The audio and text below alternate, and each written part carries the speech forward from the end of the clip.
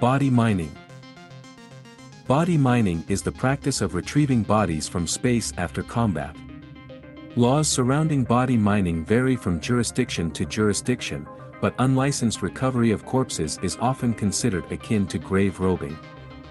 Body mining may be performed for a variety of reasons, the most common being sale of the body to clone facilities for use as biomass. Legal recovery of corpses is a flourishing business throughout New Eden and can turn a steady profit. History. Since prehistoric times, battles have left large fields of corpses. Retrieval and disposal of these corpses varied from culture to culture and even battle to battle. For engagements that lasted many days, nighttime truces often existed, where each side was allowed to retrieve its wounded and dead unmolested. Once a battle had been completed, the victor typically recovered his own dead, while leaving his enemies to either rot in the field, cremating them upon a large pyre, or burying them in a mass grave. Depending on the prevailing sentiments of the time, the victor's dead may not have been afforded a much nobler fate.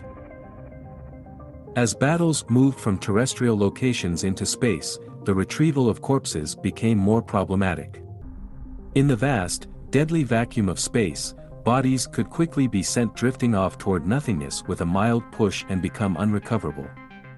Additionally, the harsh conditions meant that retrieving the dead was just as likely to cause more fatalities as not. For a time, death in space resulted in an eternal consignment to the void. But as combat-related death in space became more common, the return of bodies to loved ones became more common. The methods of finding and identifying corpses was still primitive, however, and retrieval was still a dangerous task. For the most part, only the wealthy could afford the service, but many boutique operations opened specifically to retrieve bodies. Once cloning became popular, the opportunities for body miners became far more prevalent. Cloning requires an immense amount of biomass, with the highest quality biomass coming from intact corpses found after a battle, where the vacuum of space would keep them well preserved. The first few years of this boom was filled with lowlives and criminals who would simply scoop up any body they came across and sell it for biomass. Some even delved into piracy, attacking ships to create their own bodies. The Gallente Federation quickly made the practice illegal, though this did not dissuade everyone. Eventually, the need for cleanup of battle sites and the retrieval of bodies became recognized as a pressing need. Humanitarian organizations like the Sisters of Eve provided some relief, but their ability to assist was limited. Eventually, each of the empires and other members of the Concord Assembly reached an agreement that licensed body miners were needed. The licensing fee is expensive and requires the passing of regular inspections and audits, moving the business more firmly into the realm of respectability. Methods.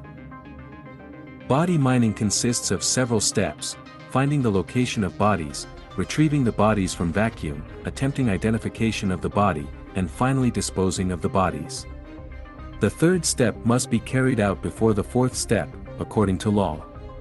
Disposing of a body before identification has been attempted violates most licensing agreements, incurring the risk of being stripped of the license.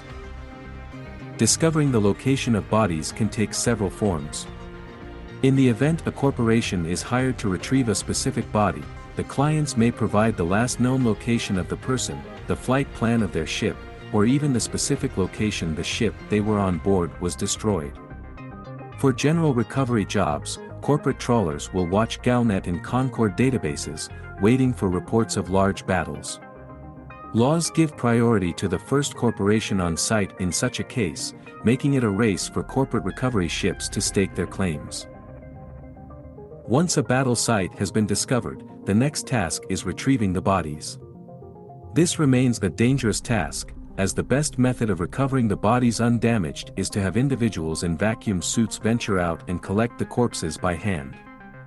This is commonly called a death march, due both to its grisly nature and the risks involved. Even when care is taken, there is a risk of injury or even death for those workers involved in death marches. Salvaging drones and other methods of corpse retrieval can be utilized, but they frequently inflict damage on the corpses, rendering them of lower grade and making identification much more difficult. Identification of bodies can be incredibly difficult, depending on the amount of time they have been exposed to vacuum and how they were killed. Death by simple exposure frequently leaves bodies relatively intact and easy to identify. Unfortunately, few space-based deaths come from exposure. Most are a result of catastrophic destruction of a ship, meaning extensive damage from weapons fire, the ship's explosion, and other hazards. In recent years, several technologies have made body identification easier.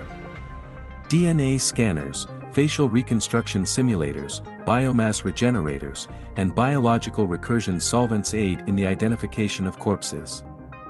Records are checked against public databases and civilian records. The majority of bodies are identified, but there are always a good portion that are simply too damaged to identify. Once a corpse's identity has been established, a reasonable effort must be made to contact next of kin and offer to return the corpse for a moderate fee, determined by the difficulty of retrieval, identification, and distance to return it. Most of the time, next of kin cannot be found or do not wish to pay for the recovery. In these cases, the body can then be processed for biomass. Biomass is sought after for a variety of applications. The most common is cloning, but it is also useful in scientific research and even manufacturing.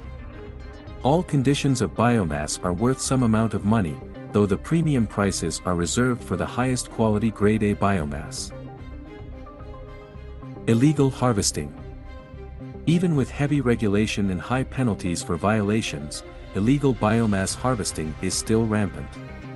Illegal harvesters are able to make high profits by avoiding any attempt at identification of corpses, lowering their costs tremendously. Illegal body miners typically sneak in and out as quickly as possible, to avoid authorities and confrontations with legal body retrieval corporations. While many illegal body miners simply carry their biomass to second-tier, undiscerning cloning companies, a growing industry has emerged from body collection. Though the possession of corpses for personal use is quite illegal in every empire, this has not stopped a number of unscrupulous collectors from maintaining extensive collections of corpses. Some consider it an artistic pastime, similar to collecting sculptures, while others do it to feed some psychosis or deep perversion.